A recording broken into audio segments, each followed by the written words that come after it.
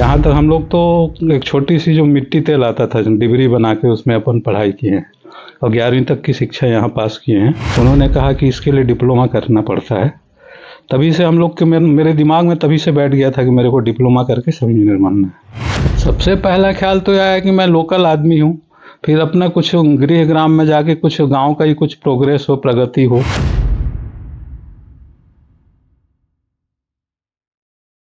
नमस्कार, occult TV के लिए मैं रवि तिवारी। देवभोग में पहली बार शेषनारायण सोनवानी जी को एसडीओ की जिम्मेदारी मिली है और ये पूर्ण रूप से एसडीओ की जिम्मेदारी मिल चुकी है, इनका प्रभार भी ले चुके हैं। इनका इंटरव्यू हम इसीलिए करने जा रहे हैं क्योंकि ये देवभोग के निवासी हैं, देवभोग के रहवासी हैं और कितनी संघर्षों के बीच उन्होंने इस कुर्सी को पाया है।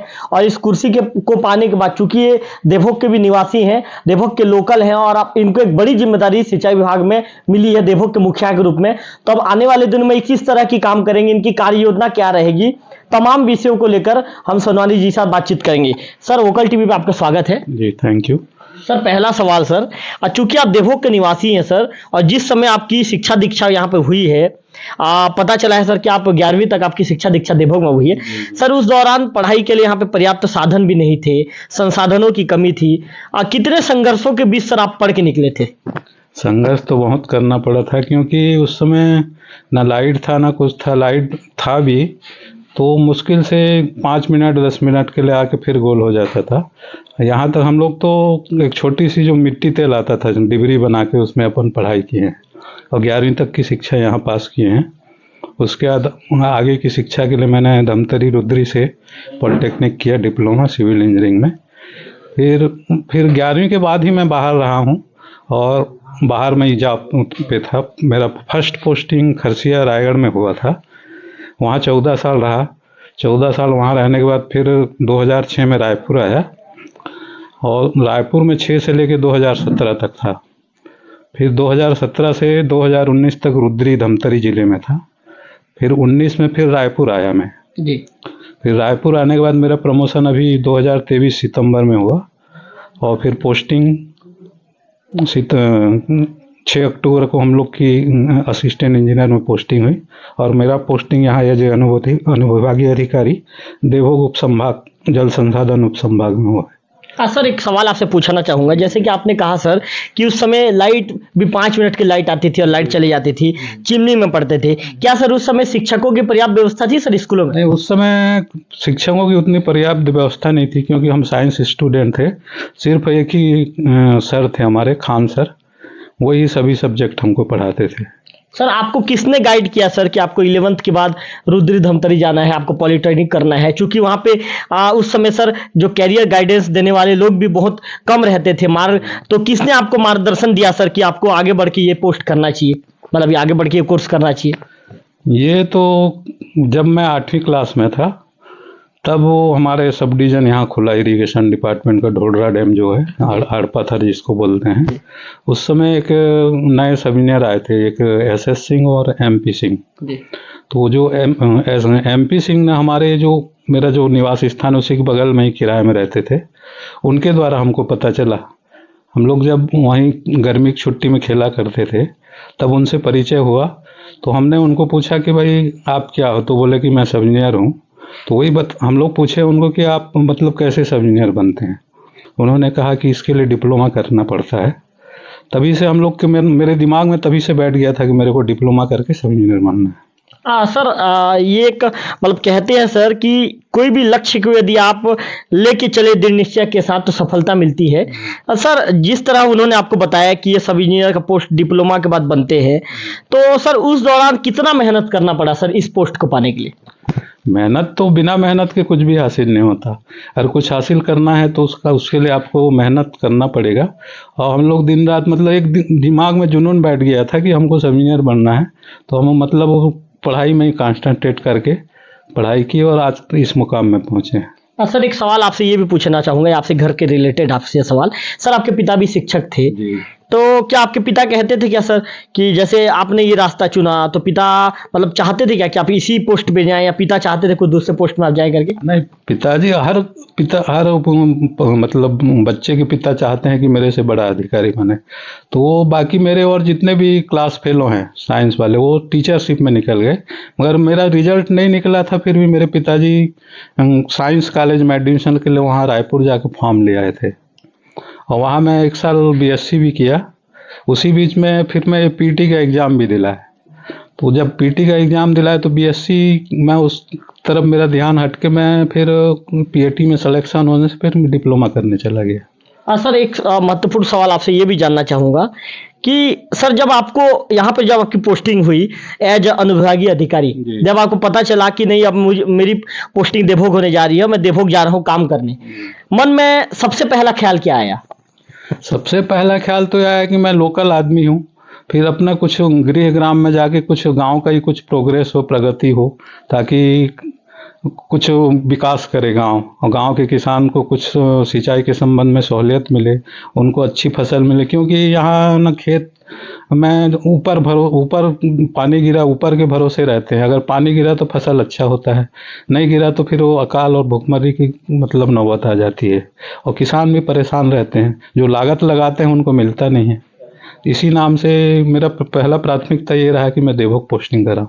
सर चूंकि आप यहाँ के लोकल हैं और आप यहाँ के किसानों का दर्द समझते भी हैं, जैसा कि आपने बताया कि यहाँ पे सिंचाई की जो व्यवस्था होनी चाहिए वो व्यवस्था नहीं है।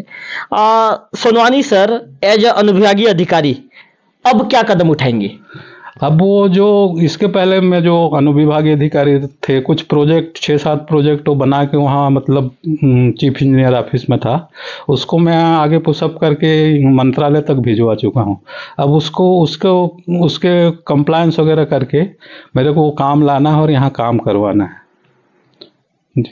सर ये बताइए सर, ये जानना चाहूँगा मैं, अमाड़ा में तो सर करोड़ों रुपए की लागत से जो डाइवर्सन हेड का काम तो कर दिया गया है, लेकिन सर उस योजना का लाभ जैसे किसानों के खेतों तक यदि पानी पहुंचता तो उस योजना का लाभ मिलता, लेकिन सर उस योजना का लाभ किसानों को मिलता नहीं दिख रहा है। तो उसके लिए अब क्या कदम उठाया जाना चाहिए आपके हिसाब से? उसके लिए देखिए, अमाड़ डाइवर्सन में एक एलबीसी केनाल है और एक आरबीसी केनाल है। तो एलबीसी केनाल में कुछ किसानों का तो मुआवजा प्रकरण बन चुका है, अब पूरा मतलब कंप्लीशन में है, मगर किसान आके रजिस्ट्री नहीं करा रही, इसी नाम से उनका मुआवजा पेंडिंग है। और रहा कुमड़ई खुर्द के केस है, उसमें भी करीब पूरा बन गया है मुआवजा, और कुछ 8-10 किसानों का उसमें कुछ डिस्प्यूट है, अपना पारिवारिक डिस्प्यूट। तो मैं वहाँ के सरपंच से भी 3-4 बार मतलब वो कांटेक्ट किया हूँ, उनको बताया हूँ कि जो भी समस्या होगा ऑफिस आ जाइए, उसका अपन समाधान निकालेंगे। मगर आज तक ना किसान आए ना सरपंच कुछ पहल की है अभी तक। एक किसान जो कुमड़ई कला में रहते हैं, उनका ज़मीन भी कुमड़ई खुर्द में है, उनसे भी मैं संपर्क किया बार बार, और 28 तारीख को आएंगे बोले थे मंगल को, तो भी मैं यहाँ मतलब सब डिवीजन में था, मगर किसान अभी तक आए ना मेरे से संपर्क नहीं किए। मैं पर्सनल इंटरेस्ट लेके सब किसानों को बोल रहा हूँ जी, मगर उनके द्वारा ध्यान नहीं दिया जा रहा है। क्या माना जाए सर, जागरूकता का अभाव है क्या सर? अब जो भी हो, एक तो जागरूकता का अभाव भी है, अपना पर्सनल फैमिली मैटर भी है। अब उसको अगर आके हमको बताएंगे, या मान लो जैसे किसी का फौत नहीं कटा है या परिवार में कोई डिस्प्यूट है, तो अपन उनको समझाने की कोशिश करेंगे। और जब मैं यहाँ एज ए अनुविभागीय अधिकारी ज्वाइन किया तो मेरे उच्च अधिकारी भी मेरे को निर्देश दिए थे कि आपका पहला प्राथमिकता मुआवजा प्रकरण निपटाना है। इसीलिए मैं अपने अधिकारी का भी फॉलो कर रहा हूँ आदेश को, और उसी में लगा हुआ हूँ। सर आप यहाँ के सिंचाई विभाग के मुखिया हैं, एसडीओ मतलब यहाँ का मुखिया। अब सोनवानी सर की क्या कार्य योजना रहेगी, उप संभाग देवभोग में क्या कार्य योजना रहेगी कि आप काम किस तरह करना है, किस तरह का रणनीति बनाकर आप काम करेंगे सर? नहीं, रणनीति बना के ही काम करने से सफलता मिलती है। जहाँ जहाँ सिंचाई के मतलब साधन उपलब्ध नहीं है, वहाँ जाके अपन उसका स्थल निरीक्षण करके, जैसे नदी नाला है, नाला में स्टॉप डैम बनाएंगे, कोई पुराना प्रोजेक्ट है उसको अपन जीर्णोद्धार कराएंगे, ताकि किसानों को भरपूर फायदा मिले, सिंचाई का सुविधा मिले और उनका फसल अच्छा हो। सर आपसे एक महत्वपूर्ण सवाल ये भी करना चाहूंगा, आपके विभाग में जितने भी आवास हमने देखे हैं सर, आवास में स्थिति ये हो गई है कि आपके कर्मचारियों को बरसात में तालपत्री डाल के रहना पड़ रहा है। क्या सर उस संबंध में क्या सर कोई बातचीत आप करेंगे क्या सर उस संबंध में? नहीं, जो आपका सवाल सही है। ये क्या बहुत पुराना बना हुआ ये आवास है और इसका बजट में भी प्रावधान है। और हमारे जो ये है मतलब मेरे अंडर में जितने उप अभियंता हैं वो उसका मेजरमेंट नाप वाप लेके ना एस्टीमेट मतलब बुकलेट बना रहे हैं। उसको बना के अपन उच्च कार्यालय में जमा करके उसका सैंक्शन करा के इसका मरम्मत करवाएंगे। माना जाए क्या सर सोनवानी सर के कार्यकाल में जितने भी भवन है, भवन के कर्मचारियों को कुछ दिनों बाद तालपत्री डालना नहीं पड़ेगा? नहीं नहीं, बिल्कुल नहीं पड़ेगा। अपन भरसक प्रयास करेंगे कि इसी सीजन में वो काम स्वीकृत हो जाए और अपन टेंडर लगा के उसको काम कराएं। अच्छा सर एक सवाल आपसे करना चाहूंगा, तेल नदी में, चूंकि आप यहाँ के नए अधिकारी हैं लेकिन आपको भी जानकारी में होगा, तेल नदी में सर डायफ्राम वाल बनवाया गया था करीब करीब 2 करोड़ रुपए की लागत से। लेकिन सर भ्रष्टाचार की ऐसी घुन लगी उस काम को कि 6 महीने में ही जो काम सर ढह गया सर, वो जो डायफ्राम वाल था। और आज तक ना ठेकेदार पर किसी तरह की कार्रवाई हो पाई, ना जिम्मेदार अधिकारी, ना आपके पहले जो भी अधिकारी थे, आपके कार्यकाल का काम नहीं है सर, आपके पहले जो भी अधिकारी थे उन्होंने भी जो कार्रवाई करने में रुचि नहीं दिखाई। तो क्या माना जाए सर अब सोनवानी सर का क्या रुख रहेगा? नहीं नहीं, ये जो डायफ्राम वाल की बारे पूछ रहे हैं, डायफ्राम वाल एक्चुअली जो नदी का लेवल रहता है वहाँ तक रहता है और नदी के लेवल से करीब 4 मीटर 5 मीटर गड्ढे तक जाता है मतलब।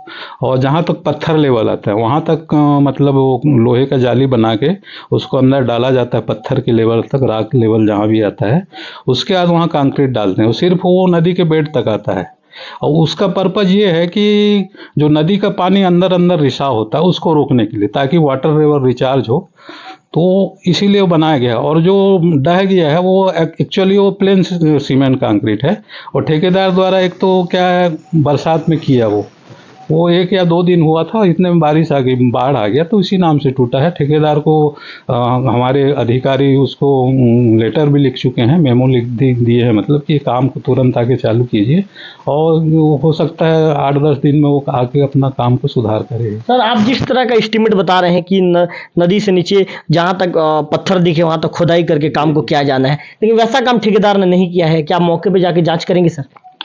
नहीं नहीं, ये तो अब मैं तो अभी आया हूँ, अब भाई जो मतलब मैं तो जांच नहीं करूंगा उसकी। मौके पे जाकर निरीक्षण करेंगे सर? मैं मौके में जाके देखा हूँ, मेरे को अधिकारी निर्देश दिए थे जो कुछ पोर्शन 30 या 40 मीटर वो टूटा हुआ है उसको बनवाना है, तो मैंने भी जाके निरीक्षण किया है। तो बाकी ठीक है, जो 40 मीटर जो जहाँ से फ्लो हो रहा है वो टूटा हुआ है, उसके लिए अपन ठेकेदार को बार बार स्मरण पत्र दे रहे हैं और वो आके काम चालू करेगा।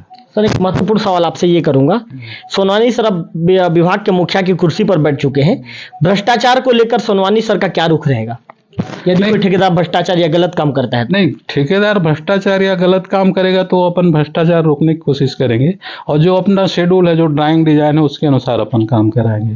सर एक अंतिम सवाल, यहाँ पे चूंकि आप देवभोग के लिए इंस्पायर भी हैं आप, उस स्थिति में आप पढ़ कर निकले हैं सर जिस समय यहाँ पर संसाधनों की कमी थी, लाइट नहीं था उस समय पर, शिक्षक नहीं थे, लेकिन सर कहीं ना कहीं कहते हैं सर कि आपने उस अपनी कमी को अपनी ताकत बनाया और अपनी प्रतिभा को आपने निखारा।